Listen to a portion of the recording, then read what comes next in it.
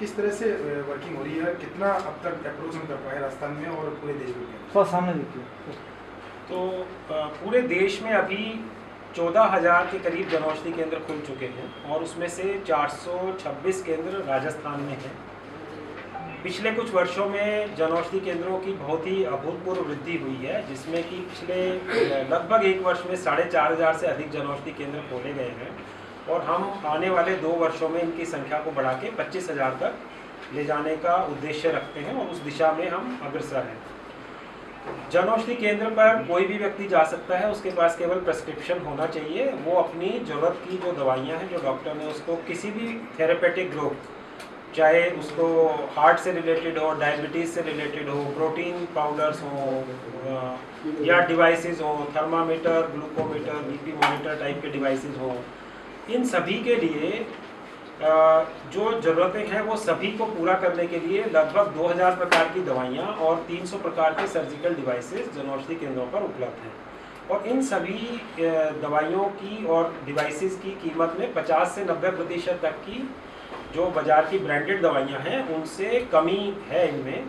तो कम कीमत पर लोग इन दवाइयों को खरीद सकते हैं और अपना पैसा बचा सकते हैं, जिसको कि वो अपने दूसरे कार्यों में उपयोग में ला सकते हैं। साथ में ही इन जनौषधि केंद्रों पर महिलाओं के लिए एक सैनिटरी पैड हम 1 रुपये में उपलब्ध कराते हैं।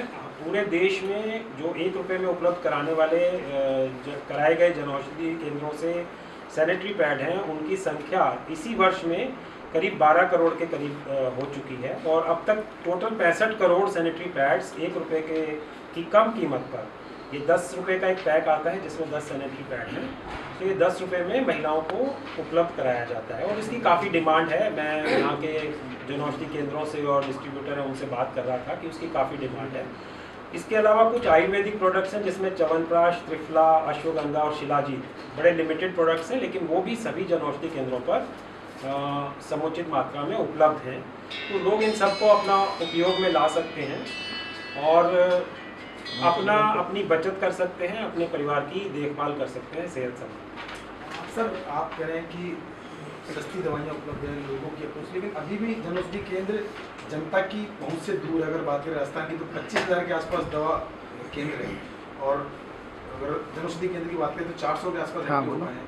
क्या इसका विस्तार उस तरह से किया जाए कि हर व्यक्ति तक पहुँच हो सके? और दूसरी बात ये कि जिस उद्देश्य के साथ हमने इस जनौषधि केंद्र की शुरुआत की है उस उद्देश्य की पूर्ति हो पाए। जी, तो जैसा मैंने बताया आपको, राजस्थान में इसी स्पेशल फोकस के लिए आज मेरी यहाँ पर जो इंटरेक्शन मीटिंग हमारे जनौषधि केंद्रों से और डिस्ट्रीब्यूटर है उनके साथ रखी गई है।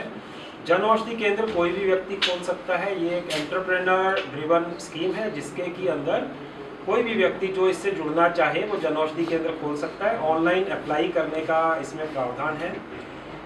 कुछ विशेष कैटेगरीज को कोई एप्लीकेशन फ़ीस नहीं लगती है। महिलाओं को, SC, ST या दिव्यांग जो कैटेगरी के लोग हैं, एक्स सर्विसमैन है, उनके लिए कोई फ़ीस नहीं लगती है। अन्य लोगों के लिए 5,000 रुपये की ऑनलाइन फ़ीस जमा करके अपना खुद का जनौषधि केंद्र खोल सकते हैं और इसमें वो अपना एक रोज़गार पा सकते हैं। तो जनौषधि रोज़गार भी और सेवा भी, सस्ती दवाइयाँ भी उपलब्ध कराती है और एक रोज़गार की अपॉर्चुनिटी देती है। यदि कोई व्यक्ति अपना जनौषधि केंद्र खोलता है तो न केवल अपने लिए रोज़गार जनरेट करता है, बाकी अपने से जुड़े हुए 3-4 लोग जो दुकान में काम करेंगे और उस सेटअप से काम करेंगे उनके लिए भी अपना एक उनको रोज़गार का अवसर देगा। तो इस प्रकार से जैसा मैंने अभी बताया कि राजस्थान में इसी वर्ष में 177 जनौषधि केंद्र खुल चुके हैं और पिछले 2 वर्षों में लगभग 300 जनौषधि केंद्र टोटल अभी तक खुले हैं। तो जो पहले इनकी संख्या काफ़ी कम थी, पिछले 2 वर्षों में इनकी संख्या काफ़ी तेज़ी से बढ़ी है और के लिए हम कटिबद्ध हैं, हम इसके लिए कार्य कर रहे हैं। तो मैं सभी को यह भी निवेदन करूंगा कि एक बार जनौषधि.gov.in वेबसाइट पर जाएं और अपना खुद का जनौषधि केंद्र खोलने के लिए प्रयास करें। जिन क्षेत्रों में कम जनौषधि केंद्र है वहाँ पर इसकी आप अच्छी तरह से एक अच्छे व्यवसाय के रूप में स्थापना कर सकते हैं। सर, सरकार की इसको लेकर के किस तरीके के मॉनिटरिंग सिस्टम आप लोग जनरेट कर रहे हैं? तो आपने 2 प्रश्न पूछे कि एक तो जनौषधि केंद्र कम है या आपको पब्लिक तक पहुंच नहीं पा रहे हैं, पब्लिक की जानकारी के लिए।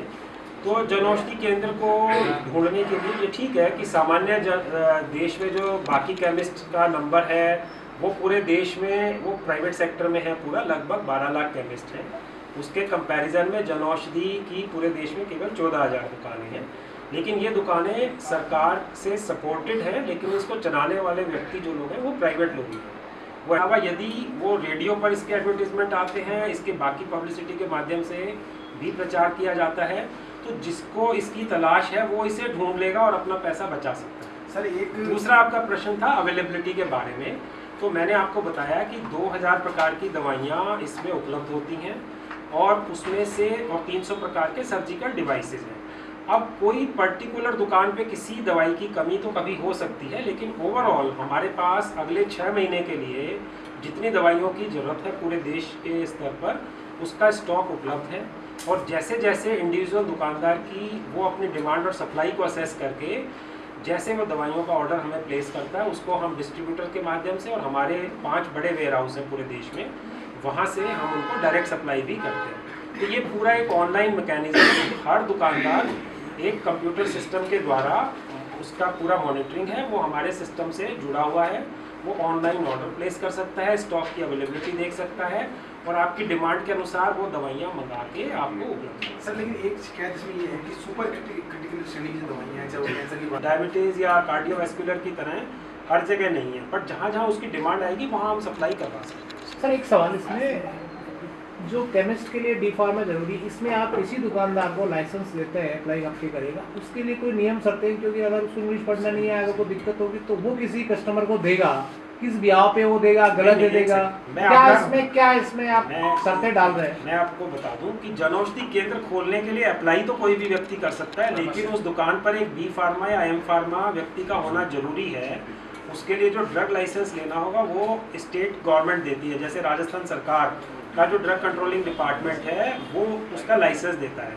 तो बिना उस क्वालिफाइड व्यक्ति के वो दुकान को लाइसेंस नहीं दिया जा सकता।